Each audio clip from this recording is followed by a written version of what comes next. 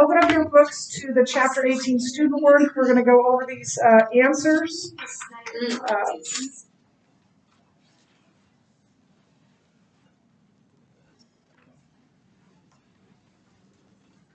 Oh, I forgot to bring my better glasses. Hang on.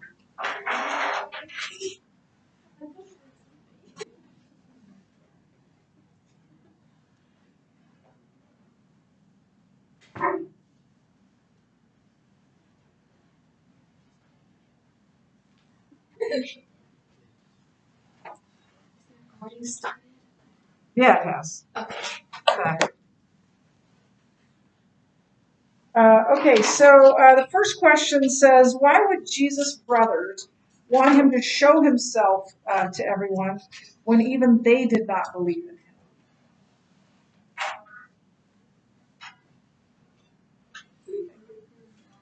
Maybe to prove him wrong, okay?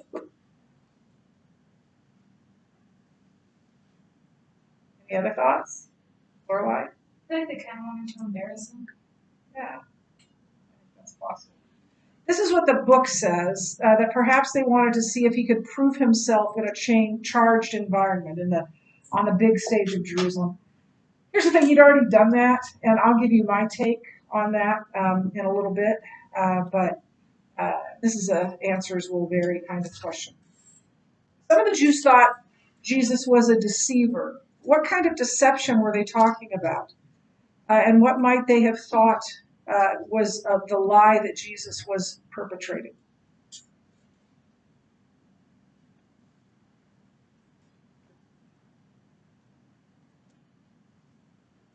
Yes. He was the Son of God. Yeah, I think they probably thought that that the lie was that he was the Son of God or that God was his Father, but he was claiming to be God, and that was blasphemy. So yeah. The Jews were surprised at Jesus' knowledge because he had not sat under the teaching of their rabbis. What was the source of Jesus' teaching? Better would be who was the source.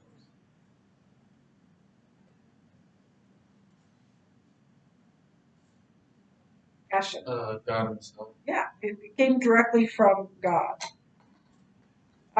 What does the rabbi's question suggest about what they were looking for where they were looking for their authority? So just before this, in verse 15, just before verses 16 and 17, they say, how could he be this learned? He hasn't studied under any rabbi. And so they want to know, who is he studied under? So what does that suggest where they thought authority came from? Yeah, the teaching of the rabbis from the law, right, and the teaching of the rabbis.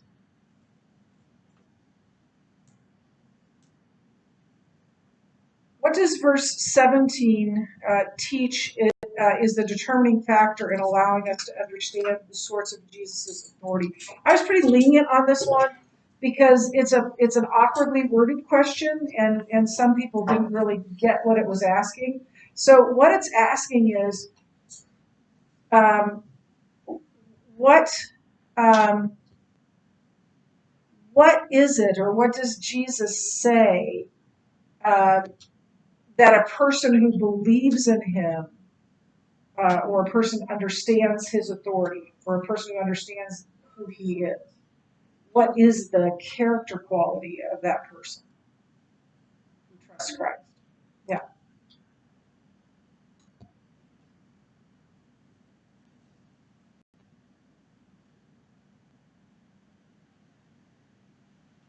So it says that those who genuinely obey God understand, or those who do the will of the Father will understand.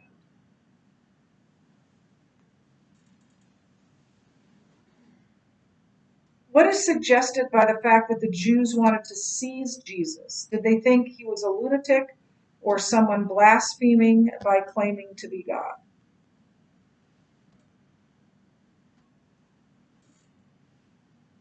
Both. Yeah, possibly both.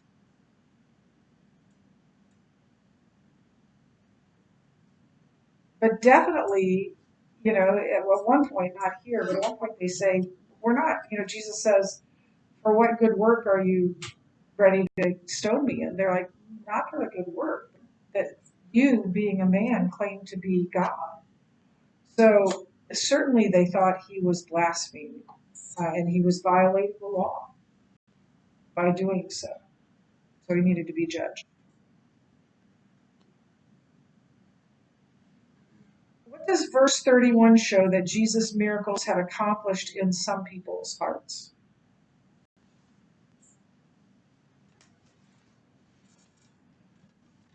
What did some of them do?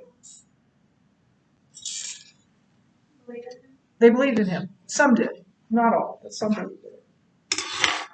Because of the miracles. Okay, now turn to the teacher lesson. I'm going to tell you that I am going to,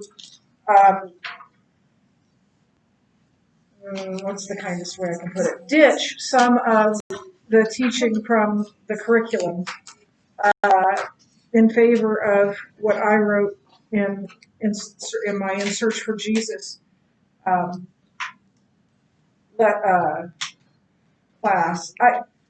Not because I think I'm better, but because I think that there are parts of this curriculum that I think are kind of misleading, and we see it here, and they leave stuff out that I think is important. So I'm going to read a little bit to you, and I'm going to teach from what I learned about John from writing the studies I've written on it, and So I'm actually going to begin with a quote from my In Search for Jesus, because there's just parts of this that they don't pick up on the main thing. So here's kind of my introduction to chapter 7 of John. It says this. In John 7 through 9, we find Jesus at another Jewish festival. Much of this narrative occurs in and around the Feast of Tabernacles. It is also called the Feast of Booths, Booths, and it's also called Sukkot. So think about that, the Feast of Tabernacles, the Feast of Booths, as I read this. A Jewish holiday celebrating the harvest of grapes and olives. The feast takes place in September or October, depending on the year, because their calendar is different. It's either late September or early October. Because these crops needed protection, farmers would build huts, or booths, or tabernacles, in the field during the harvest. In recognition of this fact, and as a reminder of Israel's desert wandering, people coming to Jerusalem for the feast would build makeshift huts to live in for the week. These booths gave the feast its name. Two of the primary features of the feast were the water drawing ritual and the lamp lighting ritual. Jesus is going to use this occasion and the rituals specifically to reveal to the crowds who he is, the source of living water and the light of the world. So the Feast of Tabernacles is celebrating two different things. It's celebrating the harvest, the fall harvest of olives and was it grapes? Olives. Yeah. And then it's also celebrating God's provision for his people during the Exodus, during the time of wandering in the desert. He provided food. He provided water from a rock. And so it's celebrating both those things at the same time. And the name comes from the little huts that they would build for themselves when they were out harvesting those grapes and those olives. And it also signifies the sort of temporary nature of the tents that they lived in when they were in the wilderness. So both things are going on at the same time. So it says after this, and we know now that in John, when it says after this, some undetermined amount of time has gone by. And it appears that during that time, Jesus had a quieter ministry. He wasn't really out in the public. He wasn't going to Jerusalem. He wasn't in the thick of the public eye. So after this, Jesus went about in Galilee. He would not go about in Judea because the Jews were seeking to kill him.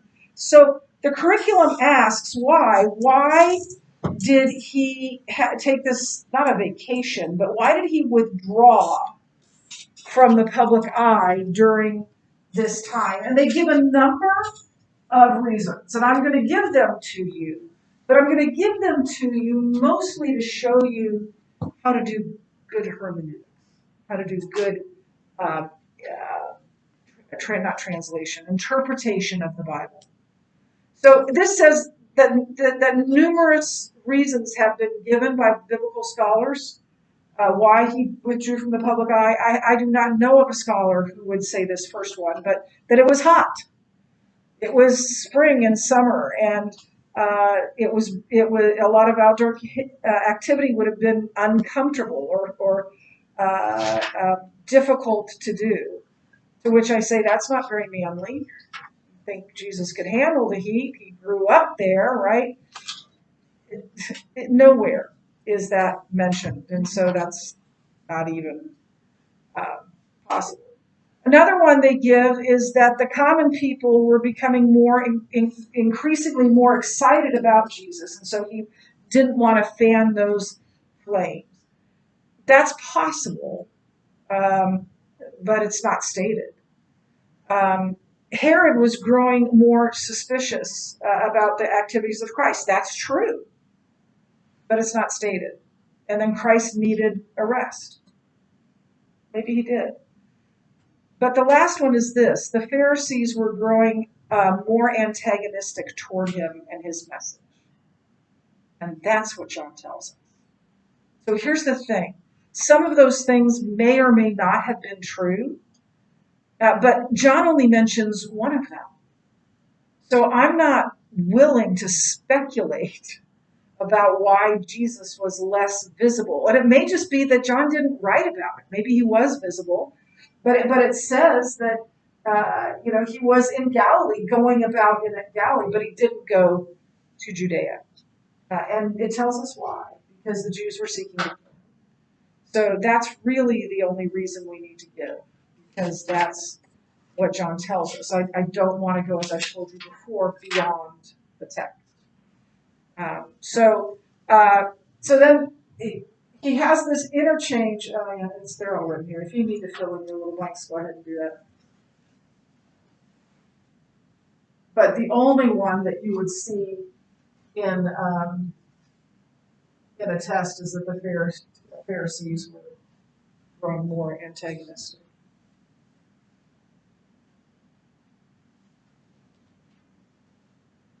So now it's going to talk about, we need time to train his disciples. I forgot to mention that one. Also not there.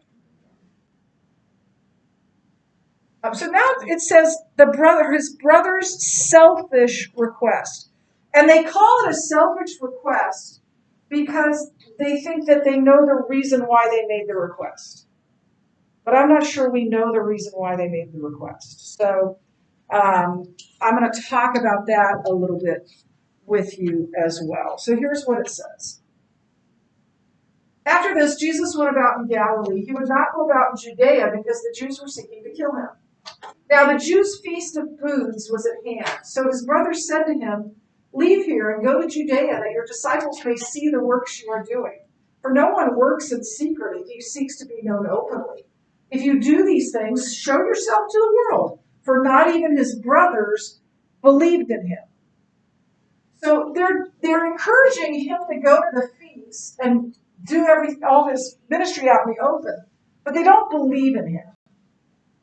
So any answer to why, about any explanation of what they're saying here can't be that they believed he was the Messiah or that they wanted to follow him or something like that, because it clearly says that his brothers didn't believe in him. By the way, Jesus had at least 4 brothers. James, who became the leader of not Peter, James, and John. That's a different James. But he did become the leader of the church in Jerusalem, and he did write the book of James. None of these brothers were believers until after the resurrection. That's when they became believers. So Joseph, Simon, and Jude, or Judas, he wrote the book of Jude in the Bible. So why did the brothers want him to go up to the feast? Well, they wanted to, again, this gives a number of things that I don't think are true. It says perhaps they wanted the Jews to see his miracles and wanted them to make him king. That's not true. They didn't believe in him. And perhaps they wanted to ride on his coattails, that he would be heralded when he came into town, and then they would be hangers on. Probably not. Definitely doubtful, at least. But remember, they think he's crazy at this point. So maybe they're mocking him, and they're saying, "Why don't you go do some miracles, Jesus?" Listen, here's what I think is going on here. You don't have a brother. You have a brother? Then yeah. Yeah. Older? Oh, that would be better. How old is your brother? You ever give him a bad time? You ever mock him? You ever kind of be you and me and everybody who's watching this video? Do you ever razz each other, kind of taunt each other? Yeah, of course you do. Why? Because that's what brothers do, right? That's just what brothers do. Brothers do that. And so I think that's what's going on here. I think they're making fun of him. And he knows it. But time hasn't changed that much. I think they're like, come on, go to Judea, do your thing. You're great, Jesus, and everybody loves you. And go do some miracles. And I think that's what they're doing. I think they're being taunted with Jesus, not believing. So now they urge Jesus to go to the feast. They fail to understand about his impending death. So Jesus reasons for not going to the feast. So here's what he says. Jesus said to them, this is how he answered his brothers. My time has not yet come, but your time is always here. The world cannot hate you, but it hates me because I testify about it that its works are evil. You go up to the feast. I am not going up to this feast, for my time has not yet fully come. After saying this, he remained in Galilee. What do Jesus' words here remind you of? Something that's been previously said in John? A phrase that we've heard several times in John. Yeah. My time has not come. Yeah. My time or my hour has not yet come. And the curriculum says that this is the same thing. He's saying, I'm not going to the feast because it's not time for me to die yet. I disagree with that. And I disagree with that for a couple of reasons. But the first problem is, does he go to the feast? He does. And so if it were not yet time for him to die, and it wasn't, he wouldn't have said that. Because he knew it wasn't his time to die. If he said that, if that's what he meant, then basically he's lying. And that can't be true. So then what does he mean? What is the word I told you for when Jesus says my hour or my time has not yet come? What's the word that we've talked about? What? Right. Mm-hmm. And what does... I don't want that.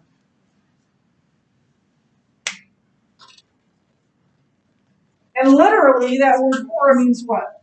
Hour. Hour. And everywhere in John, when you see that word, it refers to Christ's glorification via the cross and the empty tomb. That's his hour, the hour when he dies for the sin of the world and then rises to give us new life. This word, where he says, my time has not yet come, and then he says, my time has not yet come again, that is not hora. It's not that word in the Greek. It is this word in the Greek. Kairos. just means time. So you're aware, we know that Jesus only did what the Father gave him to do. He had to be about his Father's business. He had to do his Father's will.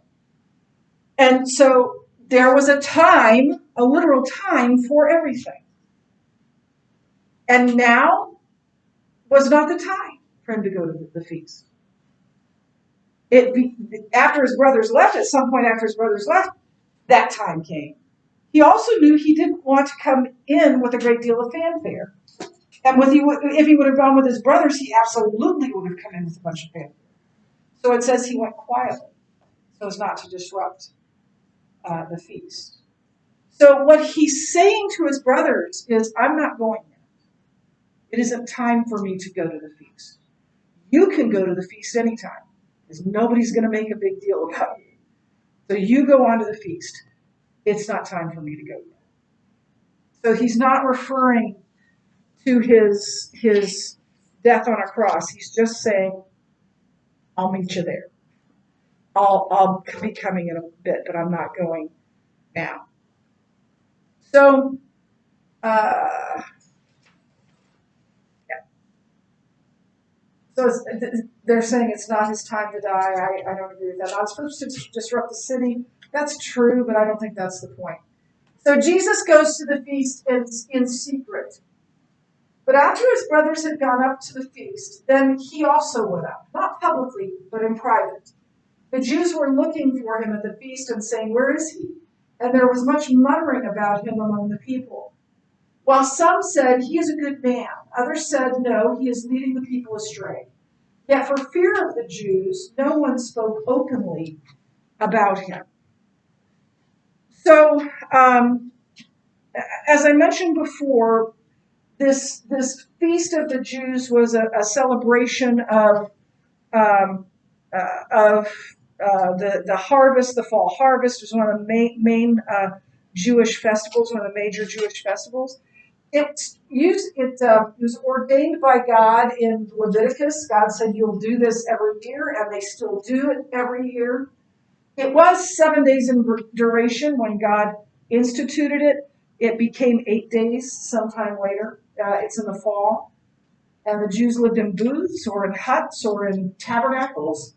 And it's also called Sukkot. And it's a memorial to God for giving them the land and the food that came from the land, the harvest, as well as a feast of gratitude to God for caring for them in the desert, giving them food and to eat and water to drink. So at this particular festival, the people had something else on their minds. Where's Jesus? They're looking for Jesus. And the people, it says, were divided about him. Some were saying he's great. People were saying, no, he's a deceiver. And so there was this muttering, it says, that was going on. They were muttering about Jesus. In the Hebrew,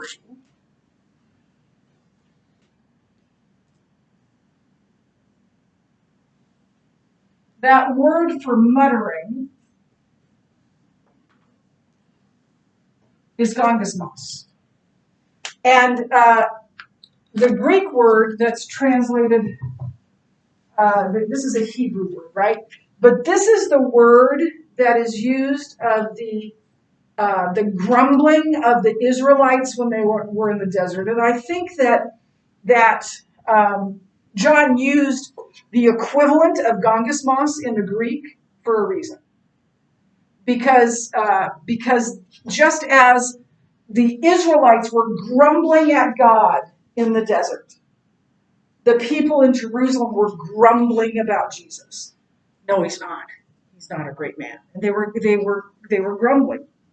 And the interesting thing about this word, gongasmos, is it's almost an onomatopoetic word, a word that sounds like what it is, or that the sound sounds like the word, like pow, or bam. And you can hear that, right? It's grumbling, right? It's a grumbling word. You can grumble it. And so they're muttering against Jesus. Some of them were. Others weren't. So Jesus knew that was happening. And so because of that, he went to Jerusalem secretly rather than publicly. Now, he's going to enter in a very public way once the feast begins, and be very public. But for now, he's going in secret because he is in control of what's happening. And he will do as God purposes for him to do, and do nothing else. So we'll pick up here tomorrow and learn about his teaching in the temple during the feast. That's it for today. You may